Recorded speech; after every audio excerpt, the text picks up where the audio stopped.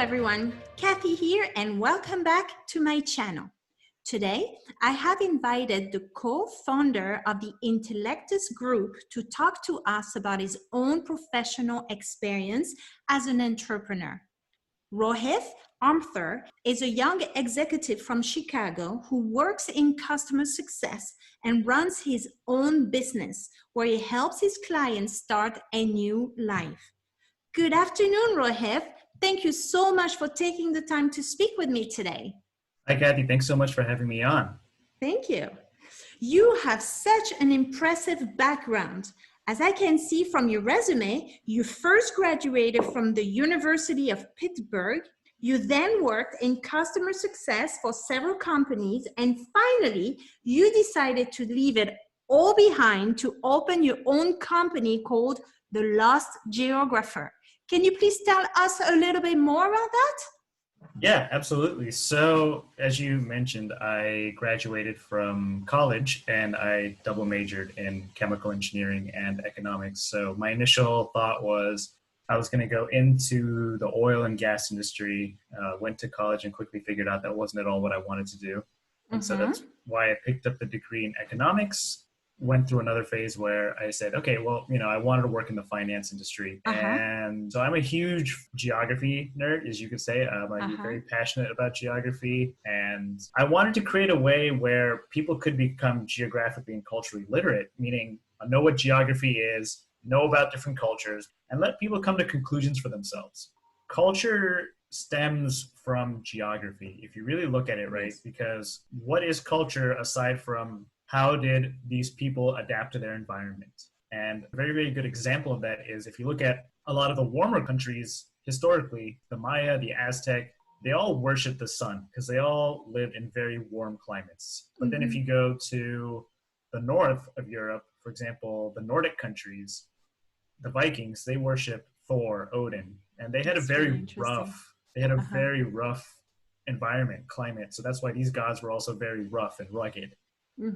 So that's really interesting. I graduated in civilization, so it's really dear to me. It's really, really interesting. Thank you.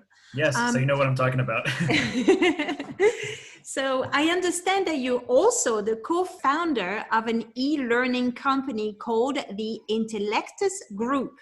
What are you teaching and to whom?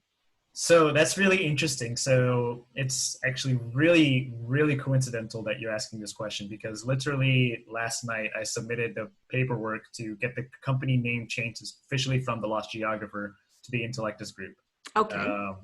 So geography and culture, obviously that's something I've loved learning about my whole life, but I'm also very interested in travel and particularly aviation. But for some reason, I kind of came to the realization that for the last 6 years, I've also really, really been interested in mindfulness and meditation. And I also got into that. I recently got certified as a meditation teacher. So again, these were things that I'm just very interested in that I just decided to learn all that I could about. So I'm wondering, I was like, okay, well, I'm doing all these things. How can I just bring them together? Like, what do they have in common? And essentially, these were all ways that we could elevate humanity through improved experiences and interactions. So, for example, when you travel to another country and you're mindful about these people, your travel experience, it's a win-win because those people are happy that you're respectful toward them and you have a much better experience when you travel. And so that's kind of the purpose of the Intellectus Group. I realized, and to get a little bit deep, I kind of made that the projection of what my purpose in life I feel like is to really find ways to elevate the quality of life for everyone and to learn to bring everyone together in a way that's a win-win for everyone. That sounds amazing. It really does. And last but not least, you also run your own podcast where you give advice to your clients from all around the world. Yeah, so I started the podcast back in 2016, and that was before I had any real way of monetizing the Lost Geographer. And so to kind of take a step back, I had these 3 brands under the Intellectus Group, and I realized that I needed a way to monetize them. And so I started consulting services for both. And so for the Lost Geographer, I work with professionals living abroad to help them overcome homesickness and help them feel at home in a new country. And It's to really help people who want to travel but think traveling has to be expensive. And I help them save thousands of dollars throughout their lives using the strategy that I created. Now, going back to your question, the reason I went on that little tangent was because now we can focus on what you were talking about in terms of my clients with Lost Geographer, which is that what I call cross-cultural consulting. And the purpose of my podcast was to get people from different countries to talk about their home country. So again, that's part of that impartiality, authenticity, verity set of values that we have at the Lost Geographer. Because when I started it, people asked me, oh, so you're talking about Russia, you're talking about Thailand, you're talking about South Africa. I'm like, no, I'm getting someone from South Africa, someone from Thailand, or someone from Russia, and hearing their perspective on their country. And when you learn about Russia, you're not learning it through my bias, you're learning it through someone who lives there. And of course, countries like Russia, I try to get multiple perspectives on a big country like that. So that's kind of the purpose of my podcast. Now, when I started the cross-cultural consulting, I decided that I could also help my clients out by creating a mini-series within my podcast called Expat Expectations, where I hear stories from expats, get advice from them, and really just help people who are struggling or feeling homesick or people that want to move abroad but don't really know how to. We're coming up on about 150 episodes. It's pretty exciting, but yeah, Lost Geographer podcast. So the way I understand your podcast is taking voices from the native of the country, but also people who move to a certain country and give their feedback on how that country feels to them. Is that right? For the first one, yes. The second one, it's not so much about that country or their opinion of that country. It's more about the process. It's more about overcoming that homesickness, that culture shock. Okay. So now, thank you. It's just very interesting. Now, let's focus back on this channel and the reason why people are listening to us today. Can you please give us some advice on how anyone you think could leave it all behind and start fresh? And I know you explaining to me that you are helping them with homesickness and the proceeding and so forth. So do you explain to them how to stay financially independent, or do you only base yourself on their well-being, or how does it work for your clients? Why do they come to you? So they come to me for a couple of reasons, right? Because I've had experience living abroad, and I know what homesickness is and I've successfully overcome it. And I am a cultural expert, and I'm a meditation teacher. So I know all about mindfulness, and I know how to mindfully approach these problems. And, you know, when people move abroad and it's culture shock, homesickness, whatever they feel, of course, there's actual external issues that cause this change in their mental state. But at the end of the day, when you live in another country, that country has been around that culture's been around for hundreds and thousands of years, and that's not going to change. So at the end of the day, if you really want to get over homesickness, if you really want to get over culture shock, you need to work on rewiring your mind. And I think a lot of cultural experts, let's say if someone moved to Germany and wanted to work with a local German, sure, they might be able to tell them how to do things, but they might not have the perspective of this person who moved from the UK. And a lot of these cultural consultants, I work with them to reprogram their subconscious to serve them better in this new country and to really understand and why are they feeling the way they are, why are they having the problems that they are. So they get those three main aspects from me. The fact that I know how the mind works, I know how to overcome the mindset that comes with homesickness and just not feeling well in a new country. That is really, I've never heard of anyone like you, so I'm really very impressed. It appears that your clients, just like our listeners here, are originated from the four corners of this earth. Just, you know, I was looking at my podcast, and people are listening to my podcast from 19 countries. So it's, you know, we're going to have a lot of people interested by what you are actually doing and what you're saying about homesickness and so forth. So by listening to you, it really looks like all cultures share the same dreams, the same expectations in life. They just want to move in a country and then feel maybe welcome, or what are the needs from your clients? Sure. What is the main expectation that they have? That's a very good question, because before I created this program, I was lucky enough to have mentors that told me to not blindly create this program, but instead to really hone in on my target audience's problems. And so I did some pretty thorough research on what their problems were. And I came across four major topics, right? So I came across culture, so culture shock, logistics. So for example, a lot of Americans living in Europe don't understand why all stores are closed on Sundays. And professional life, their career, the way the work world works differently in a new country. And then the final one, I called it homesickness because at the time I didn't really have a better word for it, but it's more along the lines of missing the people back home. And it's kind of nostalgia, you could say, might be a better term for it. But I really felt like all four of those came under the larger umbrella of homesickness. So homesickness is the culmination of, we call it nostalgia, professional life, culture shock, and different logistics. Do you have any times where you feel the person is so not adapting to the new culture that you're telling them, you're advising them to go back home? Or did it ever happen?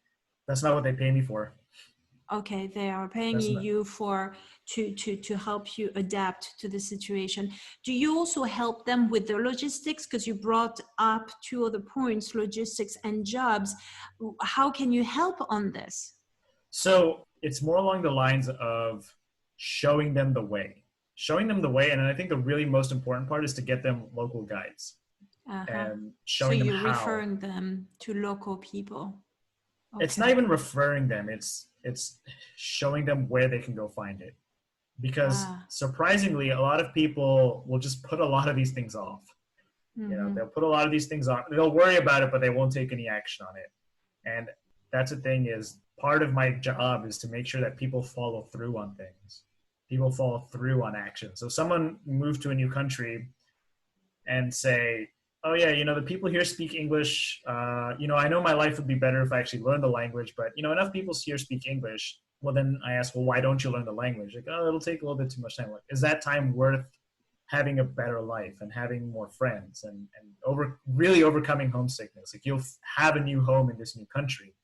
And then they would say, yeah. And it's like, okay, well, let's work out a plan for you to learn the language. I mean, you're not going to learn overnight, obviously, but we'll come up with a step-by-step method to help you learn a language. And so it's a lot of coming over these mental barriers. Yeah. So sometimes it implies taking risk and failing. How do you cope with that with them when you're on the other side of the planet? So if your client is in China, for example, and here you are in Chicago, how do you handle that situation where they have that sense where it's not working out for them? Or because I'm guessing all success stories, you know, they all start by sense of it's just too overwhelming. So how do you explain to them? If it's too overwhelming, it's because they don't have a plan of attack. They don't have a plan of attack, and they're just letting themselves get overwhelmed and flooded with all these external issues and filtering through like, okay, is this actually an issue or is this in my head? Which is where the mindfulness comes in. And we really work on mindset because 80 to 90% of the problems they're dealing with, and I know that might sound a little outrageous because if someone moved from America to China, you would think that they would be dealing with so many external issues. And yes, they do. But at the end of the day, 80 to 90% of those issues can be solved with a mindset shift. And the rest 10%, I work with them through figuring out their own method of solving it. Do you help their families also, or just one person at a time? So right now, my target audience is young single professionals. Okay. I haven't had anyone with families just yet. Okay. With that said, I have worked with couples. So right now, it's just one person or couples. Okay.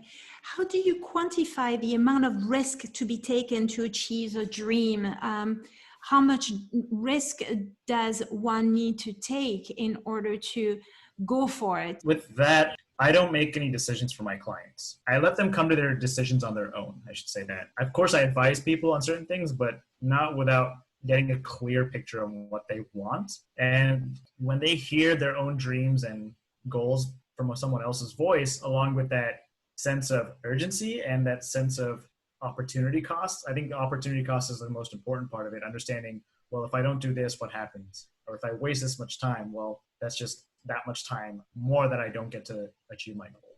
Okay. Now, Rohith, I'm going back to you here.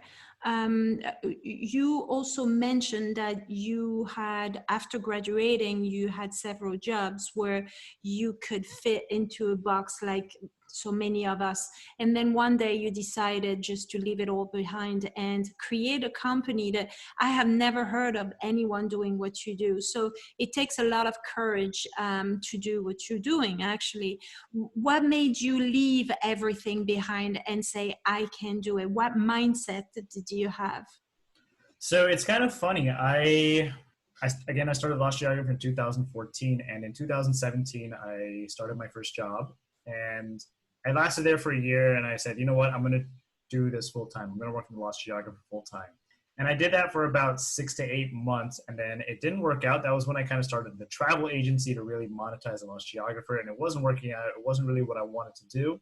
So I was getting pretty restless. To me, it was kind of a paycheck. It was just a paycheck. I didn't do really well. I didn't care about doing well, which was completely the wrong mindset to have. So many of us can relate to what you're saying at this point. Yeah, and it was completely the wrong mindset to have. Okay. And I was undisciplined. I was lazy. I was entitled in a way. I knew nothing about sales. I knew nothing about making money. I just bought a course to kind of show me the way. And so I took the jump, and I wasn't even in a financially good place to take that jump. So that's kind of when I decided, all right, I'm going to go back into the workforce. That was tough for me because my identity at that point was as an entrepreneur, and that kind of just all came crashing down. So that was kind of a tough time for me. But I decided, what is it? It's not the worst thing in the world to just have a steady paycheck while you actually build out a more legitimate plan to moving forward, and a plan where you're actually financially stable this time before leaving the workforce, and making sure that you are disciplined. You know, it's interesting because the very first person that I ever interviewed, his name is Colin. He said exactly what you are actually doing, that when you risk it and you go on your own and you build your own company, you can always go back. It's not something that you do forever and you're taking the risk of your life. You can always go back to the corporate world and go back and forth until you do find your own way. So you are the living proof that it is actually possible, because that's what you have been doing for the past 6 years now, right? Yeah. So that's really interesting. Well, thank you so much for your message and your time, Rohith. I am sure our audience will be very inspired by your message. So thank you so much for this. All right, thanks for having me, Kathy. That's it for today. If you wish to contact Rohith, I will leave his full contact details in my notes and transcript. If you are interested in participating in one of our future recordings, if you have questions, or if you would like to share your adventure with us, please do contact me at bbonclody@gmail.com. Stay tuned for our next episode, and always remember to live your life.